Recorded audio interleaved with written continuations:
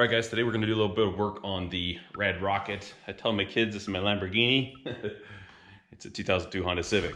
What we're gonna do to it is we need to replace the lower control arms, both sides, and then there's some stabilizer linkages.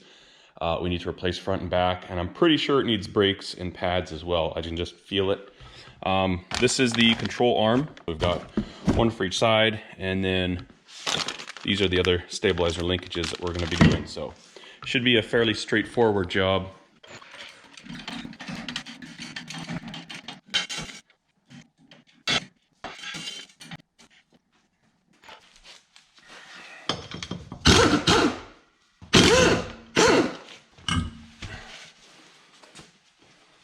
Well, we definitely need some new brake pads in there. And then there you can see that bushing.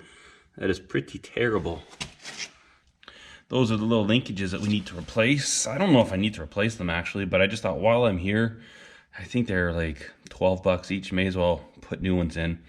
And then one thing I need to do still, good habit to do, I haven't done it, is take your spare tire and if you can, put underneath the vehicle, like right there on each side. That way, if these jacks ever fail, it's got a tire.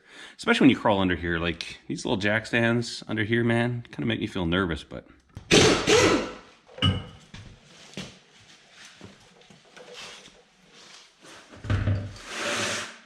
This one isn't quite as bad, but definitely needs to be replaced. And again, I'm just gonna go ahead and order up new discs and pads. It just seems like the right thing to do. Oh, that's the fun part about living here. Our vehicles are subjected to so much corrosion from the roads.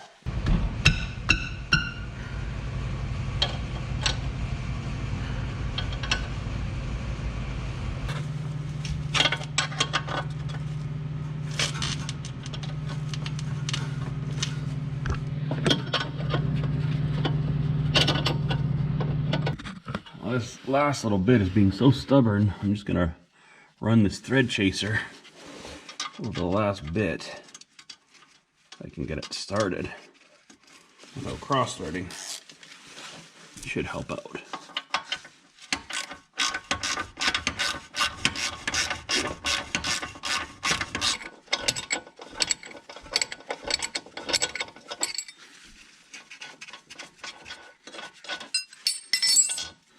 There we go. Yeah, I think those are kind of worn out. Feeling a little soft.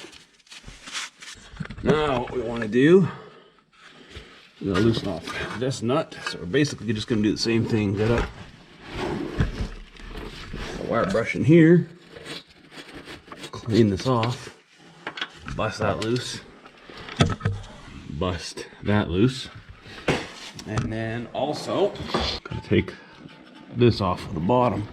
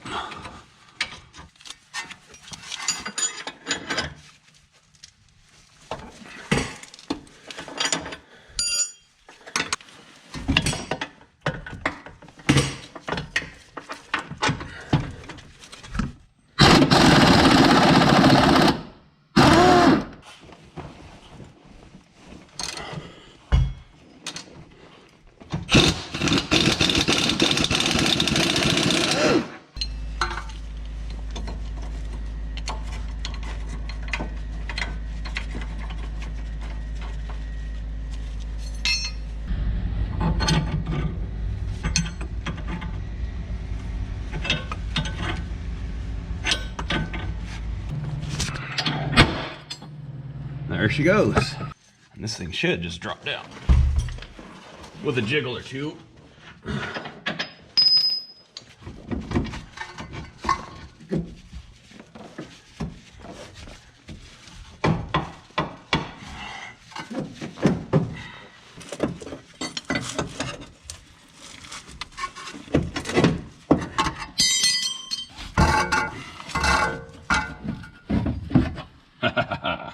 100% down.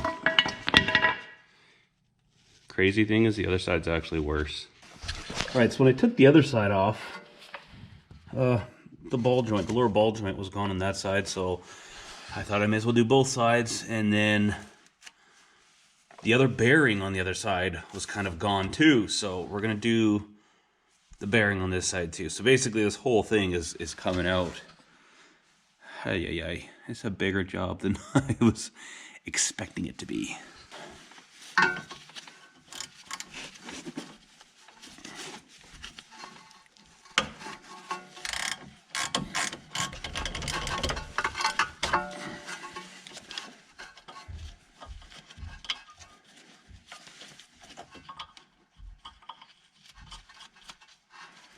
That way we won't lose it.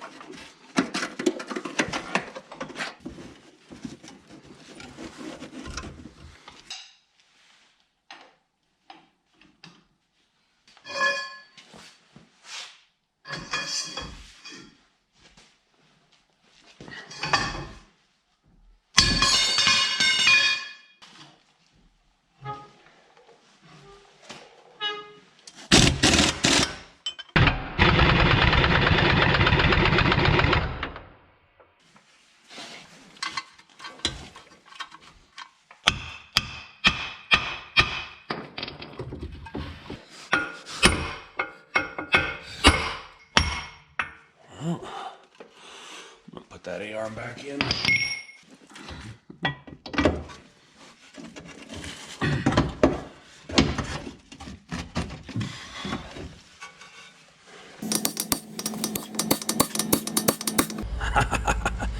Yes. Had to be careful. I didn't want to beat too much on the end, because even though this little part sticking out is a smaller diameter than the threads, I was starting to mushroom it out, so I might have to go over that with a file. That's why I switched to the aluminum.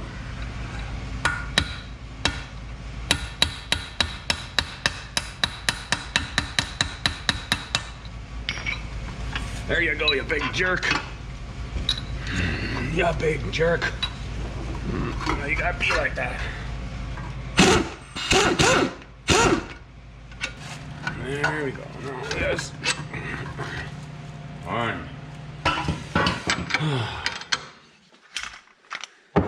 Use this impact driver. See if that has any hope.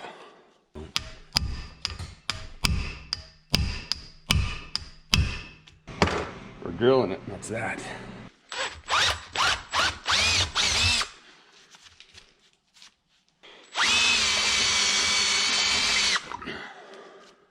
There we go. Oh, so I didn't film it. Should have the camera rolling. But all I do is push up like this. Give a few taps right there. That's what I don't get about Honda. This hub has to come out, but you can't get this dust cover off until it's out. You see those screws are captive there? Unless, I might just outwit these clowns. To me, that's so stupid. Like, why would you ever do that? I should have it coming off anyways. It just, I don't know, makes no sense to me, but.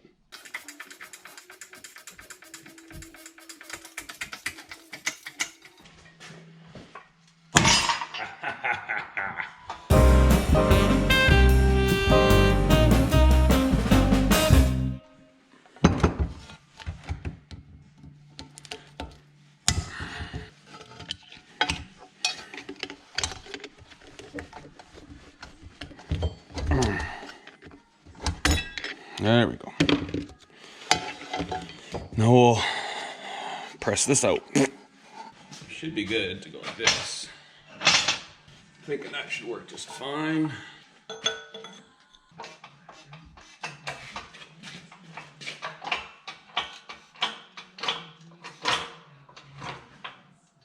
Whoa.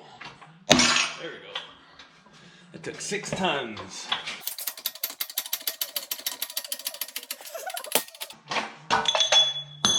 There we go. I'm gonna cut this open, take these. It's really good slingshot ammo. All right, the next thing we're gonna do, since we have another one, we're gonna knock this ball joint out. This side's actually fine. The other one had quite a bit of play in it.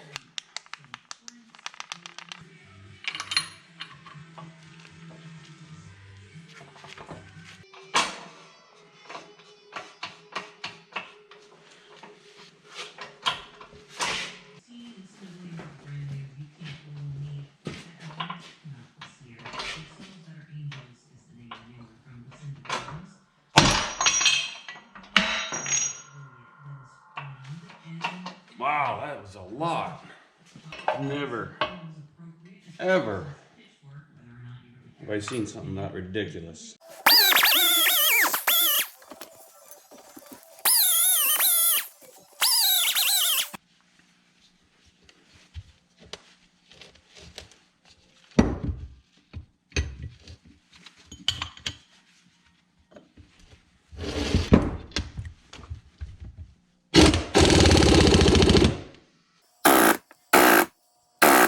So the reason that my gun quits after a while, this hose is too thin. It's too narrow. It's 3/8. And to feed this thing, you need it'd be better with like a 1/2-inch hose and less hose too. You can hear the compressor kind of refilling the lines. It just drains the lines way too quick.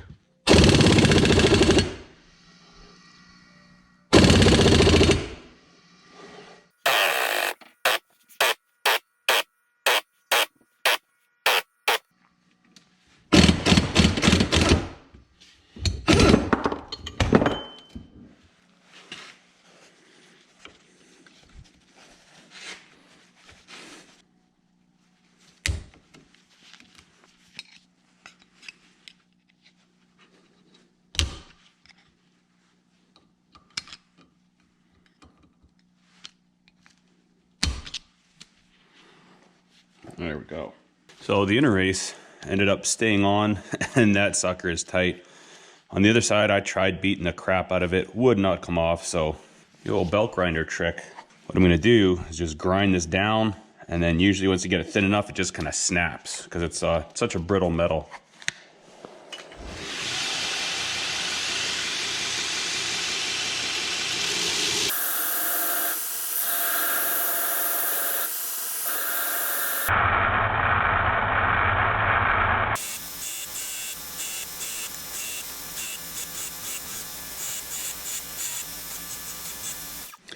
You see, we've just barely touched the shaft underneath. So now I'm gonna get my little die grinder and zip with a diamond bit, and then it should just pop right off.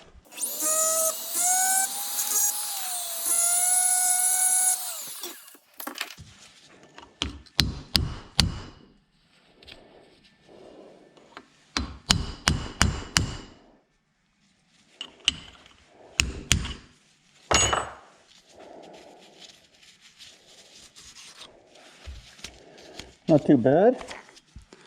Good thing I had safety glasses on, because this chip right here just went and hit my safety glasses, but I'm glad that's off.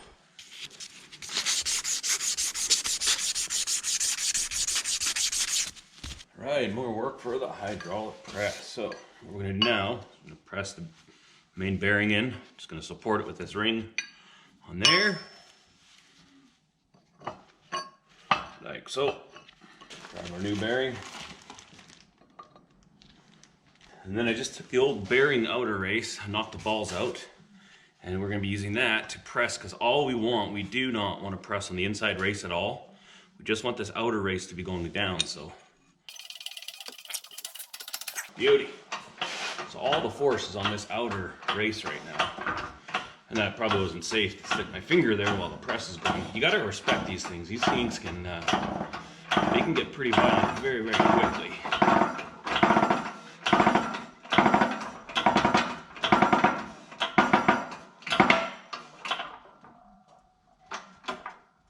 There we go.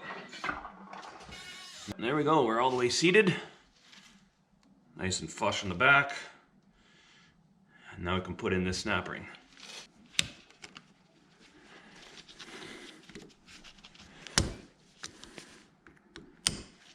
Perfect. Now we'll push the spindle in. Now, different thing when we're pushing the spindle in, we want to make sure we support the inner race this time because we don't want any pressure going through the ball bearings to the outer race. So we're going to support it with a smaller one. So the inner race is supported, and then just press her down until it bottoms out. Very nicely.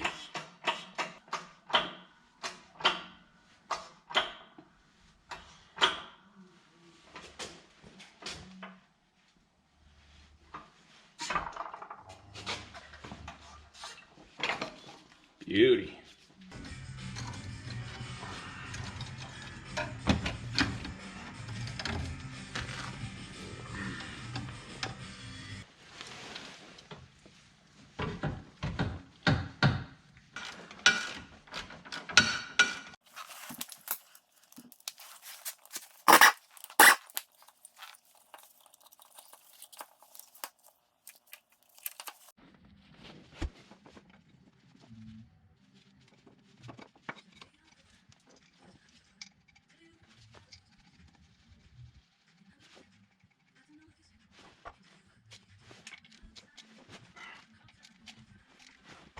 We are ready to get this thing back together. So I just went and put these in and tighten them up a little bit.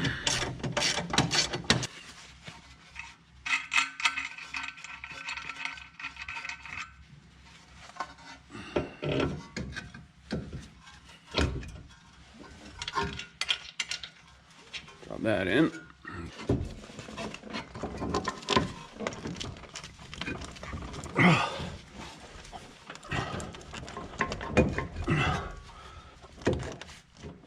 Come on. Driving this way. There we go. There we go. Beauty. Beauty. Now, put this on loosely. Now,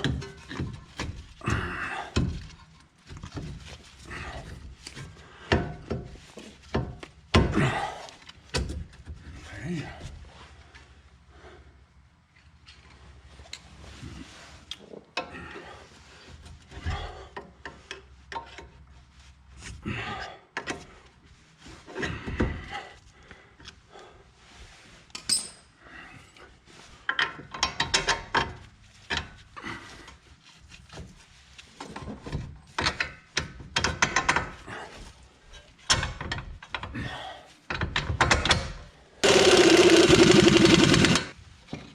Jack in here and actually put some weight up on this. You're supposed to lift this up so that it's basically like it's sitting on the tires, the weight's on the tires. Then you tighten this up, and then I'm also going to be tightening up these suspension components at that time. Just that way everything's kind of situated in like a neutral car parked empty position.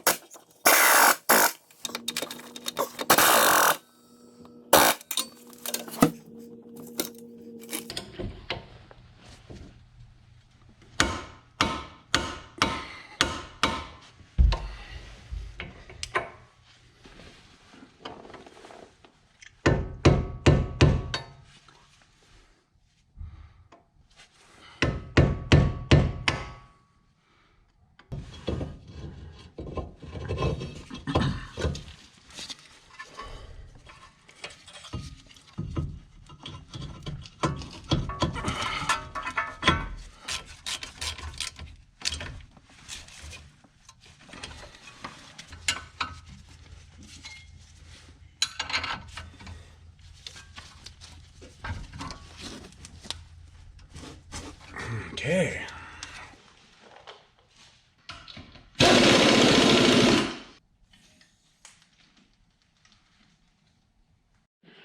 All right, so I just finished up at the back of the car, and it was these little connecting linkages here. This side had just broken apart, and the other side did the same thing, just came out. So both sides done. Now I just put this wheel back on and give it a test ride.